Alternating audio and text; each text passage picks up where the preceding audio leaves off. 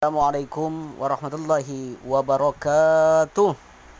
Alhamdulillahirabbil alamin. Assalatu wassalamu ala asyrafil anbiya wal mursalin wa ala alihi washabihi ajmain, amma ba'du. Anak soleh dan soleha, bagaimana kabarnya? Alhamdulillah, luar biasa, bersama juara. Allahu akbar. Mudah-mudahan kita selalu diberikan kesehatan oleh Allah Subhanahu wa taala. Perkenalkan, mungkin di sini sudah ada yang kenal dengan Abi ya. Nama Abi Lili Tobing, tempat tanggal lahir Datar Bancong, tanggal 7 Desember tahun 1994. Ya siapa tahu nanti kan Abi ulang tahun ada yang mau ngasih kado. Hehehe. Anak-anak yang soleh dan soleha, Abi lulusan dari YAIN Raden Intan Lampung, sekarang sudah menjadi UIN ya. Jurusan Pengembangan Masyarakat Islam, Fakultas Dakwah dan Ilmu Komunikasi ya. Baik anak-anak yang dimuliakan Allah Subhanahu wa taala, mengawali pembelajaran kita, mari kita awali dengan bersama-sama melafazkan basmalah. Bismillahirrahmanirrahim.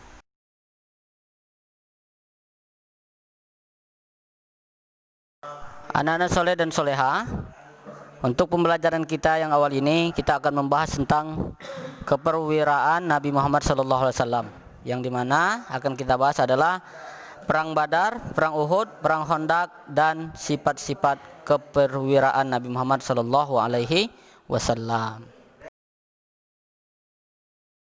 Baik, anak soleh dan soleha, yang pertama akan kita bahas adalah Perang Badar ya.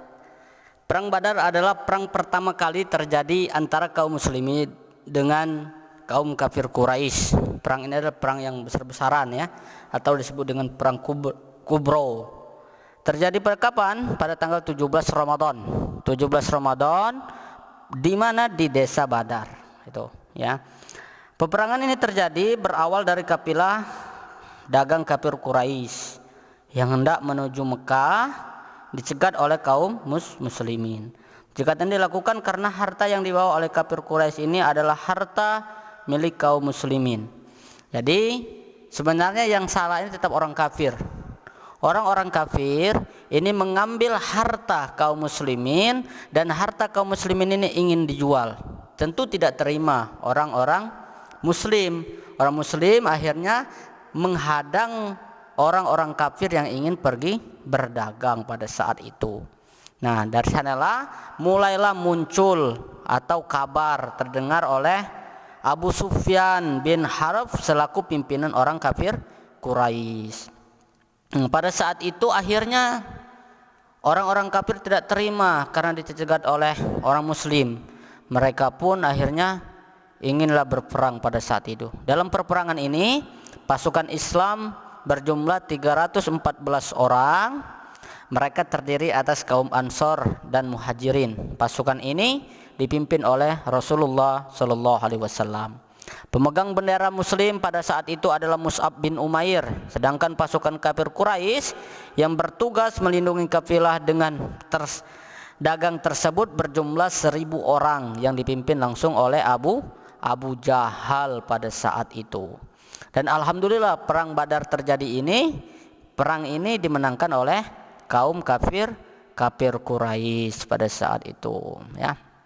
Jadi Abi ulang lagi, perang Badar adalah perang yang pertama terjadi antara kaum muslimin dengan kaum kafir Quraisy. Terjadi pada tanggal 17 Ramadan di desa Badar. Asal mula terjadinya perang Badar ini adalah antara kaum kafir Quraisy. Ini orang kaum kafir Quraisy ini pada saat itu orang kaum kafir Quraisy ini ingin menjual harta hasil rampasan yang dirampas dari orang-orang kaum muslimin. Dihadanglah ketika mereka ingin berdagang, dihadang oleh orang kafir Quraisy, sehingga di sanalah awal mulanya terjadinya perang Badar. Dan pada perang Badar ini orang Islam berjumlah 314 orang, sedangkan orang kafir berjumlah 1.000 orang pada saat itu, dan dimenangkan oleh kaum muslimin. Dalam perang ini kaum muslimin memperoleh kemenangan yang gemilang. Walaupun 14 orang dari kaum muslimin gugur sebagai syuhada, namun pihak kaum kafir ini 70 orang termasuk Abu Jahal yang meninggal pada saat itu ya.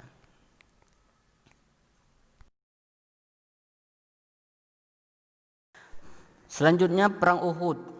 Perang Uhud terjadi pada pertengahan bulan Sya'ban tahun ketiga Hijriyah. Jadi setelah perang Badar maka terjadi perang Uhud. Itu pada bulan Januari tahun 625 Masehi di kaki Gunung Uhud. Maka disebut dengan perang Uhud.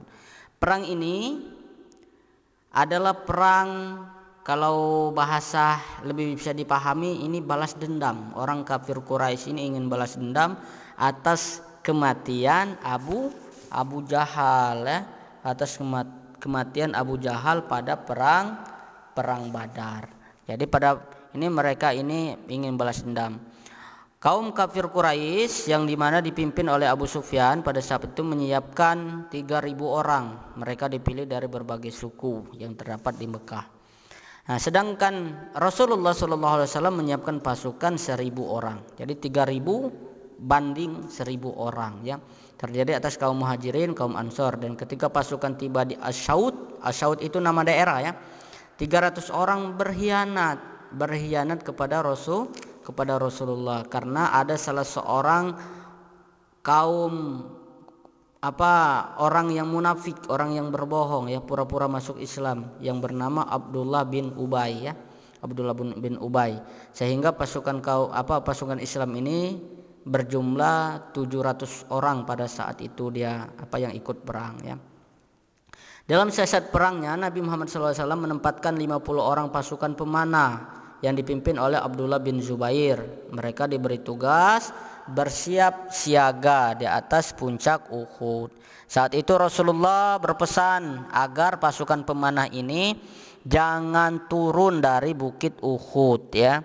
Akan tetapi pada saat itu orang-orang ini tergiur melihat kaum kafir Quraisy pada saat itu sudah hampir kalah dan banyak harta hasil rampasan orang kafir Quraisy ini. Orang bukit Uhud ini tergiur dengan harta itu sehingga turun ya. Nah, sementara itu adapun sayap kanan pasukan Islam dipimpin oleh Muzir bin Amru, sayap kiri dipimpin oleh Zubair bin Awam dan Miqdad bin Al-Aswad. Di barisan depan adalah para pasukan Islam yang depan yang gagah berani seperti Hamzah, Ali bin Abi Thalib dan Abu Dujannah yang berperang dengan menggunakan pedang Rasulullah.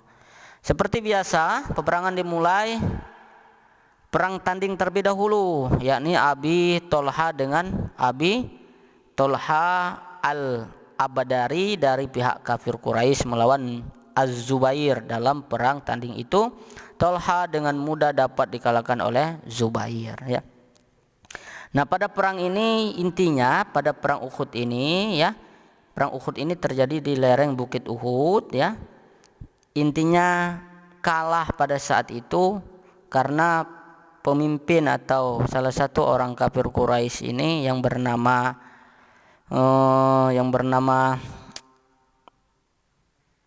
Khalid bin Walid ini siasat perangnya luar biasa.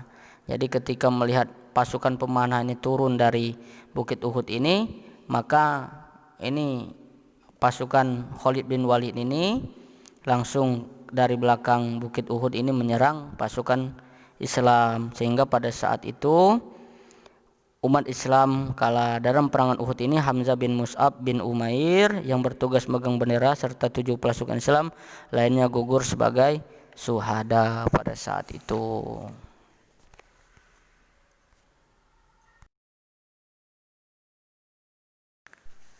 Baik, selanjutnya perang Khandaq. Perang Khandaq ini bisa disebut juga parit ya, Khandaq itu ya. Terjadi pada tanggal 627 Masehi atau 5 Hijriah Syawal. Perang Khandaq, kaum muslimin membuat parit di sekeliling Madinah untuk menghadapi musuh yang berusaha menyerang Madinah. Siapa yang mengusulkan ini? Yang mengusulkan adalah sahabat Salman Al-Farisi ya. Perang ini disebut perang Khandaq atau perang parit karena pada perang ini kaum muslimin membuat parit ya. Perang Khandaq disebut juga perang Ahzab yang artinya adalah golongan. Hal tersebut pasukan kafir Quraisy terdiri dari berbagai golongan. Terjadi pada tahun berapa? Tahun 5 Hijriah. Yang menjadi penyebab terjadinya perang Khandaq ini diantaranya adalah Bani Nazir menghasut agar kafir Quraisy menaruh dendam kepada umat muslim. Mereka sudah sejak lama ingin menghancurkan umat muslim. Oleh sebab itu Abu Sufyan segera menyiagakan 10.000 orang yang terdiri dari berbagai kabilah. Pasukan ini terdiri di atas 1.500 pasukan unta, 300 pasukan berkuda, ditambah golongan Yahudi, yakni 1.000 orang. Bersama dengan itu Rasulullah pun segera mengadakan musyawarah dengan membahas strategi pertahanan. Seorang sahabat yang bernama Salman Al-Farisi memberikan saran bagaimana kalau kita membuat parit. Segeralah kaum Ansar dan Muhajirin yang berjumlah sekitar 3.000 orang bergotong royong membuat parit pada saat itu. Pasukan umat Islam segera disiagakan, tidak kurang dari 3.000 tentara muslim setiap menahan serangan orang kafir, ya. Nah, pada saat itu anak soleh dan soleha, ya, ini orang-orang kafir Quraisy ini masih sangat sulit pada saat itu melewati parit pada saat itu. Nah, intinya pada perang Khandaq ini, ya, pasukan Islam menang dalam perangan tersebut tanpa harus berhadapan langsung dengan musuh. Karena apa? Bantuan Allah Subhanahu wa Ta'ala. Nah, baik anak soleh dan soleha, ya, untuk lebih jelasnya nanti bisa dibaca ya di buku cetaknya, ya, Nek, ya. Kalau ada yang pertanyaan nanti silakan tanyakan melalui via WA saja.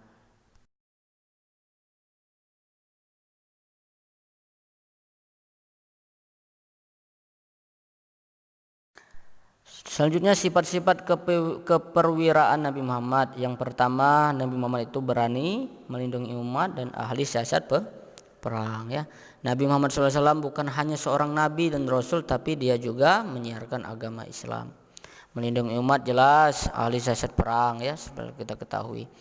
Keperwiraan Rasulullah itu dibuktikan dalam berbagai peperangan untuk mempertahankan tegaknya Islam. Yang tadi sudah kita bahas, perang Badar, perang Khandaq dan lain sebagainya, ya.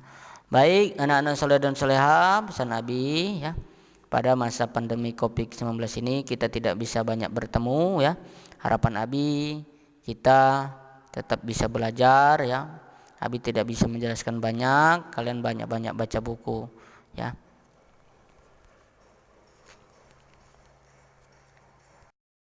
Anak soleh dan soleha, untuk pembelajaran pertama ini ya cukup sekian dulu untuk pertemuan hari ini. Di harapan Nabi ke depan kalian bisa untuk lebih banyak membaca, karena pelajaran SK ini sebenarnya kuncinya adalah baca. Ketika kalian banyak membaca, insya Allah nanti akan dimudahkan oleh Allah Subhanahu wa Ta'ala. Demikian untuk pertemuan kita hari ini. Assalamualaikum warahmatullahi wabarakatuh.